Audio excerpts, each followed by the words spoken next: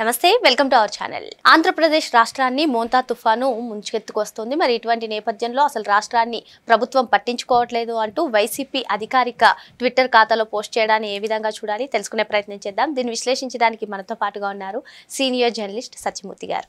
నమస్తే సార్. నమస్కారం అండి.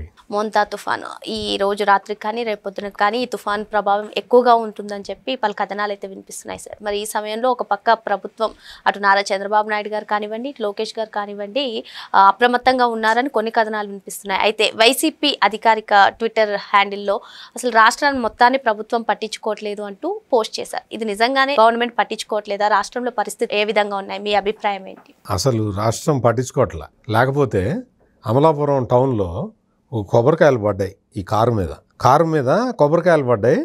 వీటిని ఆపాలి కదా. ప్రభుత్వం వచ్చి కొబ్బరికాయలు పడ్డాయి, చూపిస్తున్నా కదా, కారు మీద పడ్డాయి. ఆ మొత్తం ముందరన్న అద్దం అంతా పగిలిపోయింది. మరి బాధ్యత చంద్రబాబు నాయుడే బాధ్యత వహించాలి కదా. అంటే ఎట్లా ఉంటుంది? ఇది కూడా అంతే.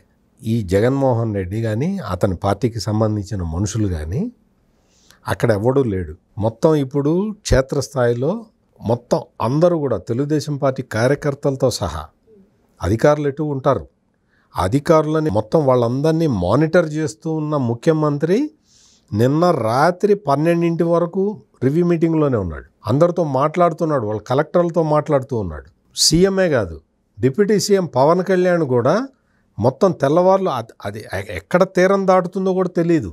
గంటకు ఒకసారి బులెటిన్లు ఇస్తూ ఉన్నారు, వాళ్ళందరినీ చెబుతూ ఉన్నారు.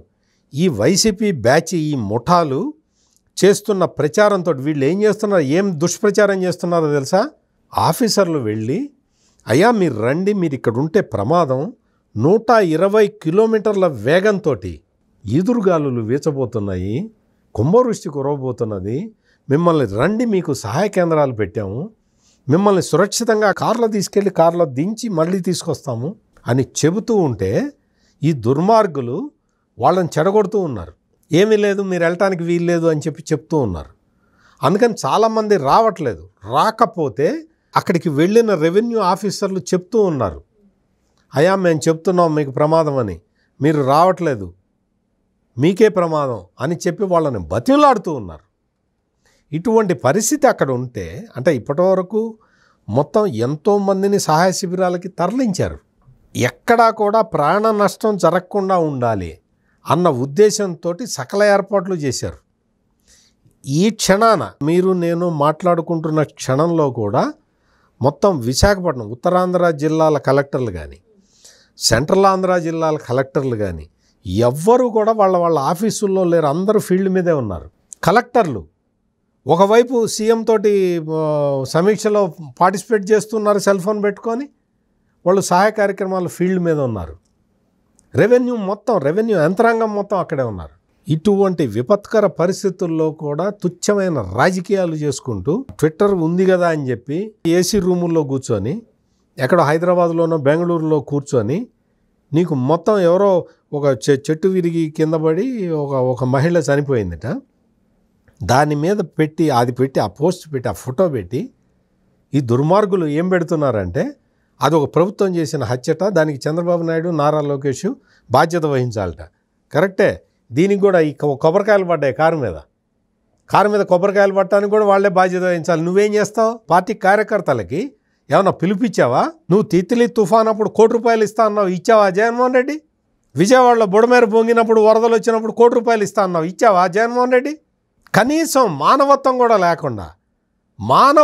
కూడా లేకుండా మాట్లాడే ఈ బ్యాచ్ని వీళ్ళకి ట్విట్టర్ హ్యాండిల్స్ ఉన్నాయి కదా అని చెప్పి దారుణమైన ప్రచారాలు, దారుణమే.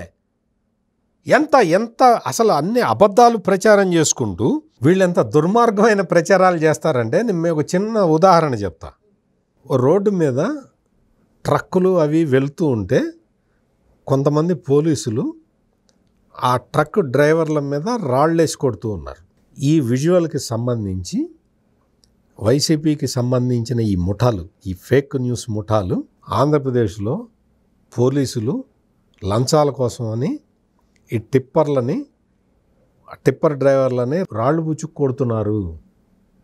లంచం ఇస్తే తప్ప వాళ్ళు రాళ్ల దాడి ఆపట్లేదు అని పోలీసు వ్యవస్థ మొత్తాన్ని కించపరుస్తూ పెద్ద ప్రచారం మొదలుపెట్టారు నిన్నటి నుంచి.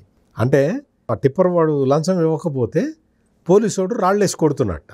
యాక్చువల్గా ఇది ఎక్కడ జరిగిందో తెలుసా? ఉత్తరప్రదేశ్లో జరిగింది. సెప్టెంబరు 12వ తారీఖు 13వ తారీఖు రాత్రి వాళ్ళు పోలీసులు ఇది విజువల్, దీని మీద రాళ్ళు వేశారు. ఇవి టిప్పర్లు. ఏంటి అంటే అక్కడ ఒక ఇల్లీగల్ మైనింగ్ జరుగుతున్నది. ఆ ఇల్లీగల్ మైనింగ్ జరుగుతూ ఉంటే పోలీసు రాళ్ళు వేస్తున్నారు చూడండి. ఇల్లీగల్ మైనింగ్ చేస్తూ ఉంటే పోలీసులు చెయ్యి అడ్డం పెడితే వాళ్ళు పోలీసుల్ని చంపుకుంటూ వెళ్ళిపోతూ ఉన్నారు. ఇది ఉత్తరప్రదేశ్లో, అసలు మన రాష్ట్రానికి సంబంధమే లేదు. ఉత్తరప్రదేశ్లో పోలీసులు అడ్డం వెళ్తే, లేదు జీపులో వాళ్ళని వెంబడిచ్చినా కానీ జీపును గుద్ది పోలీసుల్ని చంపుకుంటూ పోతున్నారు. ఈ మైనింగ్ మాఫియా ఉత్తరప్రదేశ్లో అంత తీవ్రంగా దారుణంగా ఉంటే వాళ్ళని ఎట్లా అదుపు చేయాలో తెలియక పోలీసులు రాళ్ళు తీసుకు కొడుతున్నారు. వాళ్ళని దూరంగా నిలబడి పోలీసులు రాళ్ళు తీసుకు కొడుతున్నారు. ఇది ఉత్తరప్రదేశ్కి సంబంధించింది. ఈ ఉత్తరప్రదేశ్కి సంబంధించిన ట్వీట్ కూడా మీకు చూపిస్తాను. హిందీలో ఉంది, ఇది తెలుగులో లేదు, మనకు సంబంధం లేదు. ఈ వీడియోలు చూసుకోండి. ఇది హిందీలో పెట్టారు. ఇది పెట్టి వీళ్ళు ఇట్లా చేస్తున్నారు, మాఫియాని పోలీసులు బలంగా ఎదుర్కొంటున్నారు అని చెప్పి వాళ్ళు ట్వీట్ పెట్టుకుంటే అందులో ఉన్న వీడియో బయటికి తీసి ఈ ఫేక్ ముఠాలు, ఫేక్ బ్యాచ్లు, అదే ఆంధ్రప్రదేశ్ పోలీసులు వీటి మీద, ఈ ట్రక్కుల మీద, ట్రాలీల మీద, లేకపోతే వీటి మీద, టిప్పర్ల మీద లంచం ఇవ్వకపోతే దాడులు చేస్తున్నారని పెడితే వీళ్ళని ఏమనాలి? ఏ భాషలో తిట్టాలి? ఏమని, అసలు వాళ్ళని ఏమని సంబోధించాలి? తప్పుడు ప్రచారం చేసుకుంటూ ఆంధ్రప్రదేశ్ పోలీసుల మోరల్స్ని దెబ్బతీయటానికి ఇంత దుష్ప్రచారాన్ని చేస్తూ ఉన్నారు. ఈ రోజున ఈ తుఫాను కోసం అని చెప్పి, ఈ తుఫాను సందర్భంగా పోలీసులు ఎంత కష్టపడుతున్నారో తెలుసా? వాళ్ళకి రాత్రి నిద్ర కూడా లేదు. నిన్న రాత్రి సంగతి చెప్తున్నా నేను.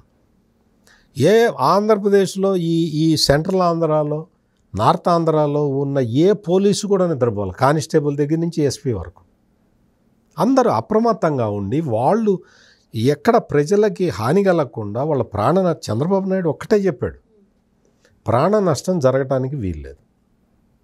ప్రాణ నష్టం, ఆస్తి పోతే మళ్ళీ సంపాదించుకోవచ్చు, మళ్ళీ గవర్నమెంట్ కాంపెన్సేట్ చేస్తుంది.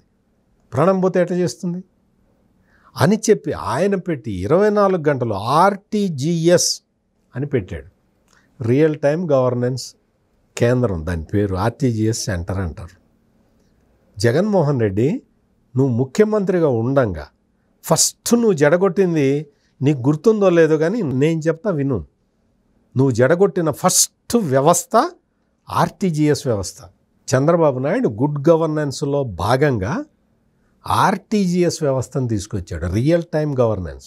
రియల్ టైంలో క్షేత్రస్థాయిలో ఏం జరుగుతున్నది అన్న ఇన్ఫర్మేషన్ని వేరియస్ సోర్సుల ద్వారా డైరెక్ట్గా ఫీడ్ ఇచ్చేవాళ్ళు, పబ్లిక్ నుంచి రెస్పాన్సు, దాంతోపాటు సీసీటీవీ కెమెరాల నుంచి వచ్చే సమాచారము, శాటిలైట్ నుంచి గ్రాబ్ చేసే సమాచారము, వీటన్నిటినీ కంపైల్ చేసి ఒక సొల్యూషన్ చెప్పేది ఆర్టీజీఎస్ కేంద్రం.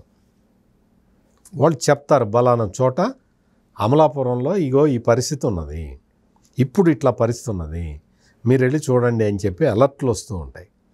అటువంటి వ్యవస్థని పెట్టుకొని ఇప్పుడు మీకు ఆంధ్రప్రదేశ్లో స్మార్ట్ ఫోన్ ఉన్న ప్రతి వ్యక్తికి ఇదిగో గంటలో వర్షం రాబోతున్నది, మీరు సురక్షిత ప్రాంతాలకు వెళ్ళండి, మీకు ఈ రోజున మీ పిల్లల్ని స్కూల్కి పంపించమాకండి, స్కూళ్ళకి సెలవులు ఇచ్చేసాము, ప్రభుత్వ కార్యాలయాలకు వెళ్ళాల్సిన అవసరం లేదు, మీరు ఇంట్లో కూర్చొని వాట్సాప్ గవర్నెన్స్ను ఉపయోగించుకోండి, లేకపోతే మీరు బయటికి వెళ్తే ప్రమాదం జరుగుతుంది అని మెసేజ్లు పోతున్నాయి. తెలుసా నీకు జగన్మోహన్ రెడ్డి? నువ్వు చేసేవాట్లా? కరోనా టైంలో కరోనా వచ్చి జనం చచ్చిపోతూ ఉంటే, పెట్టల్లాగా రాలిపోతూ ఉంటే ఆక్సిజన్ కూడా సప్లై చేయకుండా, కనీసం బలానా చోట ఆక్సిజన్ సిలిండర్లు ఉన్నాయి అని చెప్పే జ్ఞానం కూడా లేకుండా ప్రవర్తించావు. ఎంతోమంది చచ్చిపోయారు, ఎంతోమందిని అసలు మామూలుగా ప్రాణం నిలబడే వాళ్ళని కూడా తీసేశారు కరోనా టైంలో. అటువంటి నువ్వు ఈ రోజున వచ్చి నువ్వు బుడమేరు వరదలప్పుడు కూడా ఇదే తప్పుడు ప్రచారం. ఒక మహిళ వచ్చి చెప్తున్నది, వీడియోలో వచ్చి వీడియో కెమెరా ఎదురుగా నిలబడి అంతా నేను చాలా భయపడ్డానండి, చుట్టూతా శవాలే ఉన్నాయండి అని నాటకాలు. చుట్టూతా శవాలు ఉన్నాయట, మధ్యలో ఈ ఒక్కతే లేచి నిలబడి ఉందట. ఇటువంటి తప్పుడు వార్తలు, ఇటువంటి తప్పుడు విషయాల్ని ప్రచారం చేసుకుంటూ బతకటానికి కనీసం సిగ్గన్నబడాలి. తుఫాను వచ్చినప్పుడు ఏమేమి జాగ్రత్తలు తీసుకోవాలో అంతకు మించిన జాగ్రత్తలు తీసుకుంటున్నది రాష్ట్ర ప్రభుత్వం. రాష్ట్ర ప్రభుత్వం ఈ జాగ్రత్తలన్నీ తీసుకుంటున్న విషయాన్ని కేంద్ర ప్రభుత్వం గుర్తించి ప్రధాని నరేంద్ర మోడీ ఫోన్ చేసి, అయ్యా సీఎం గారు మీకు ఏం హెల్ప్ కావాలన్నా మేము చేస్తాం అని ఆయన అష్యూరెన్స్ ఇస్తున్నాడు. అది పనిచేసే విధానం. అది డబుల్ ఇంజిన్ సర్కార్ అంటే. రాష్ట్రం కష్టాల్లో ఉన్నప్పుడు కేంద్రం ఆదుకుంటుంది, కేంద్రానికి కావాల్సిన గ్రోత్ రేటుకి రాష్ట్రం కాంట్రిబ్యూట్ చేస్తుంది. ఈ వ్యవస్థ గురించి నీకు తెలీదు జగన్మోహన్ రెడ్డి. నీకు తెలిసిందల్లా సోషల్ మీడియాలో చెత్త పోస్టులు పెట్టుకుంటూ చెత్త బతకటం ఒక్కటే మీకు తెలిసింది. కనీసం ఎప్రిషియేట్ చేయకపోతే పోయారు. నోరు మూసుకొనన్న కూర్చొని ఉంటే రాష్ట్ర ప్రభుత్వం తన పని తాను చేసుకుంటుంది. మరో అంశంతో మళ్ళీ కలుద్దాం. Thank you sir. నమస్కారం అండి.